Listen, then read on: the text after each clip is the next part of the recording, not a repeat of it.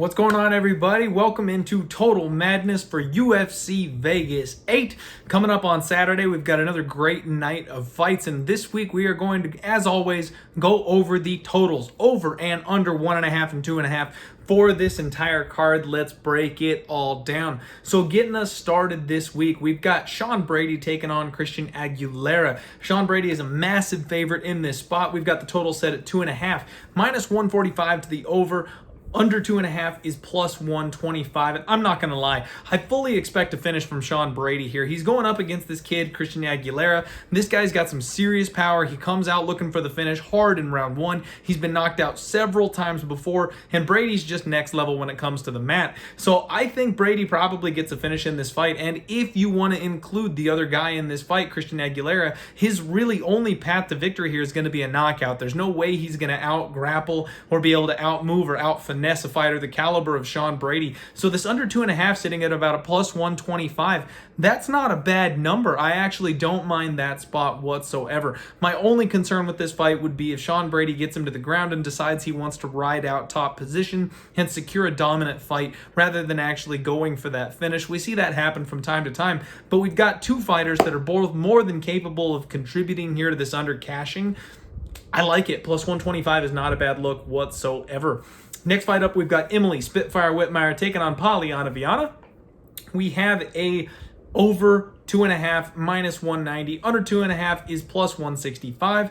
And I actually, once again, would be leaning towards a slight look at the under here. Usually with women's MMA, the fights go the distance. We expect most women's fights to go over the 2.5 and probably make it to the judges' scorecards. But in this particular spot, Emily Whitmire has a huge wrestling advantage. She's going to look to take down Viana. She's going to look to get on top of her. And Viana has a 6 submission game. She likes to work off her back. She likes to look for those chokes. Whitmire has improved boxing. Viana's got the kicks. I mean, if there was an opportunity in this fight for somebody to finish, I feel like it's there because Viana could snap up some kind of an armbar or a choke once this thing hits the ground. We've seen Viana been in some trouble herself, and Whitmire's a powerful wrestler with some big punches from top position. The ground and pound TKO, the submission, they're both there available to her. I know this is a bit of a short line. You'd expect to be getting around plus 200 or better on the women's under 2.5. But the bookmakers say the same thing that we are. They're seeing that there's the opportunity here for a finish. I would have to look at the under 2.5 at the plus 165 if I was going to make a play on this fight. I'm going to probably go ahead and pass on that one, but again, I lean to the under, getting that nice juicy number. Kevin Cross and Alex Caceres. Sources tell me that this fight is off. From what I understand, Kevin Croom is actually out of this fight. They're still looking for a replacement for Alex Caceres. Can't give you any information on that total, obviously, because at this point, I don't think we even know who Alex Caceres is fighting, but it looks like they are working to get him a late fill-in opponent. We do have Alessio D. Chirico taking on Zach Cummings for the next fight. Total set here at 2.5. Over is minus 240 and the under is plus 200. Unfortunately, this is the kind of number I want to bet on an under, but I just don't see it happening. Zach Cummings and Alessio Di Chirico are both incredibly durable fighters, both them decision machines. We've seen Zach Cummings get a couple of late finishes in his fights, a couple of late submissions, things like that, but Alessio Di Chirico is very defensively sound. I think that Alex Cummings can control this fight. I think he's got the better hands. Maybe if Alessio Di Chirico slows down, he can get a late third round finish again, something like that. However, you don't want to count on that when you're talking 2.5. That means you're completing 2 full rounds of the fight, and then you need the fight to get under 2 minutes and 30 seconds of that third round. What happens if that finish comes at the 3rd minute mark? You lose your bet. So in this case, I'm going to look at the over. It's not something I want to bet at minus 240, but with the way both these guys fight, I would fully expect this one to make its way to the judges' scorecards. We have Hannah Cifers making yet another turnaround here against Mallory Martin. Total set at over 2.5, minus 270, under 2.5 is plus 230. Oh, and this one's got me in knots, folks. This one's got me confused. This is more the line that you're looking to bet when you want to take a women's under. Mallory Martin is very, very skilled on the ground. She's a very strong wrestler, very powerful, big power. And we have seen Hannah Cifers finished a couple of times recently. Hannah Cifers on the other side of this thing is a little tank, very powerful, big bombs. She can land on girls. She wins a lot of her fights by TKO, which is surprising considering her size. I can't take the under here, though. I feel like Hannah Cifers is going to be difficult for Mallory Martin to take down. If Mallory can't get the takedown, that finishing ability more than likely goes out the window, and this becomes a women's boxing match, and I don't think either of these women are going to be able to get caught to the point that they get wobbled and knocked out. I do think the ground and pound TKO is possible. Martin could potentially get a submission, but she's not on the level of the women who have submitted Cifers in the recent past, so I'm going to go ahead and say this one makes its way to the judges' scorecards, and I'm not touching minus 270 on that over. Maki Pitolo taking on Impa Casanganay, and this is a fight that's very, very interesting from a totals perspective, in my opinion. Once again, they're giving us a 2.5. Maki Pitolo, we all know about him. Coconut bombs. The dude's got absolute fire in his hands. He's taken on Impa Casanganay, who is a talented fighter, but he's more of a point fighter. He's a decision machine. He's got a couple submissions on his record, but not really a guy you're looking for the finish, right? He takes most of his fights all the way to the scorecards and dominates his opponents, pardon me.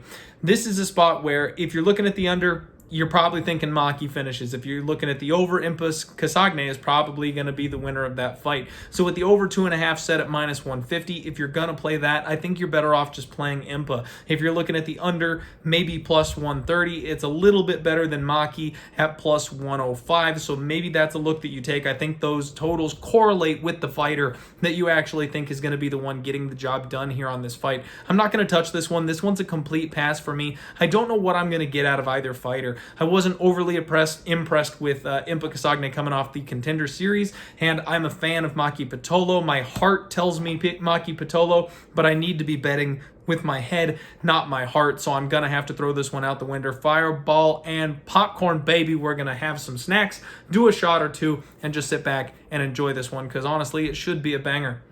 Ion Cutelaba taking on Magomed Ankalaev. This is my favorite fight on the card, folks. This is the one that is my main event. I've got it circled. I'm going to be watching this one very, very extremely closely. It should be a ton of fun. The total on this one is set at 1.5. In fact, I think it's our only 1.5 on the entire card. We've got the over minus 120, the under plus 100, and I'm very, very tempted on this over. Now, this is extremely dangerous because both these guys have heat. Both these guys are finishers, knockout power in all limbs. Ion Cutelaba comes forward, wades in, throws these massive bombs. We have seen Magomed Ankalaev get clipped and hurt by opponents in boxing range before, and that's exactly what Ion is going to look to do. And in fact, he's probably the hardest hitter out of any of the people that Magomed Ankalaev has faced to this point in his career. So there is a chance for a finish there, most definitely. Magomed Ankalaev, on the other hand, he's a distance management specialist. He's a range guy. He looks to keep it at range. He uses these slick kicks. He's very, very light on his feet, especially for a man his size. So if he clips Ion with a head kick or something like that, it could be night-night. Now, Magomed Ankalaev has finished people a little bit later in his fights after slowing the pace down and controlling that fight, and that's where I think this key really comes into place. We know Ion Cutelaba is going to look to crash in forward. That's what he did in the first fight, and that's really what led to that early stoppage from him faking like he was injured. So he's going to come forward again. Magomed's trying to back up to make space. The question is whether or not either of them gets clipped in that process right away. Ion wasn't able to put away a guy like Glover Teixeira. We know Glover Teixeira is insanely durable. We've seen it time and time and time again that guy just does not go down. And I don't know if Ion is going to necessarily be able to put Ankalaev away early or quickly. So if I was going to make a bet on this one, the over 1.5 would have to be the way that I would look, just because I think Magomed's eventually going to slow down just a little bit, and then when he does that, Ion will slow down a little bit, and Magomed will be able to lead the dance. Magomed will be able to control the range, and I'm not counting out a late finish. I'm not counting out these guys getting into it in round 2 or round 3, and then somebody dropping at that point in time. But I don't think that Ion Cutelaba is actually round 1 or bust in this situation, so that over 1.5 has me very, very interested. However, this is a small cage with big men, big power punchers. If you want to bet on violence and you want to take that under 1.5 at even money, I can't really say I fault you here. Next up, we've got Bill Algeo taking on Ricardo Lamas.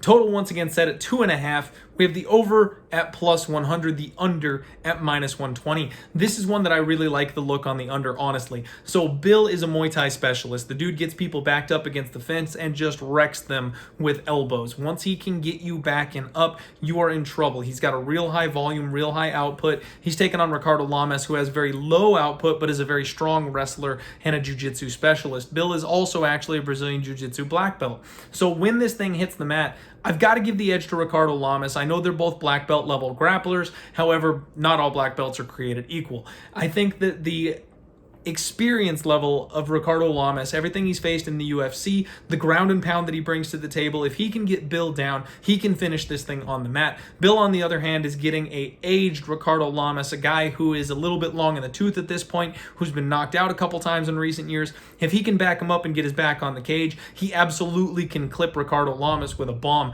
and put him away as well. I think both these guys have the opportunity to finish. Minus 120 for under 2.5 doesn't sound like a bad deal to me on that particular fight. We've got another women's fight. Yeon Kim taking on Aleksandar Grasso. This one over 2.5 is set all the way at minus 400. You know I'm not touching that. The under 2.5 plus 235. This is another one where I'm very, very tempted to take a look at that under. Yeon Kim has a huge reach advantage here, and believe it or not, she actually hits pretty hard. The only problem with Yeon Kim is that she's very, very slow. She's taken on Aleksandar Grasso, who's got absolute heat in her hands. She throws missiles, and she is a Mexican warrior. Her boxing is sharp and crisp, and I love seeing her work. She's going to be able to dance around Yeon Kim. The question is whether or not she'll be able to close the distance. She's also a little undersized. She's moving up a weight class for this fight because she just could not cut it at the division below this one. So I am expecting this is mostly going to take place on the feet. However, Yeon Kim can always mix in some grappling. Aleksandar Grasso has got an offensive grappling game. If Kim gets on top of her, there's the chance for an armbar from guard. There's a chance for some ground and pound.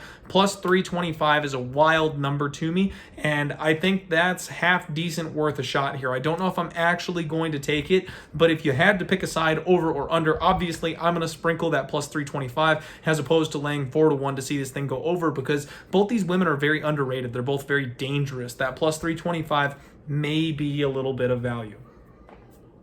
Next up, we've got Robbie Lawler taking on Magny. The total, once again, 2.5. Over is minus 245. Under is plus 205. And this is one that I absolutely think is going the distance. So Robbie Lawler is just a little too long in the tooth for me. He's a little bit past his prime, and I don't think he has what it takes to compete at the highest level of the sport anymore. We've seen him have trouble pulling the trigger. We've seen him get backed up, get shut down, and I think that Magny is going to be able to do exactly that. However, the one thing we have seen from Robbie Lawler is he's insanely durable. He took that 5-round beating from Colby Covington like it was nothing. And Magny is not really much of a finisher. He can get you in some trouble when he gets you up against the cage, if he can use his elbows in tight, things like that. And he's going to want to stay either all the way out or all the way in against a guy like Robbie Lawler. So I don't think he's going to have the opportunity to really get a finish himself. He's just going to try and make the fight slow, grinding, and boring. And that's what Magny does, and that's why I like betting on him so much, is he has such a good time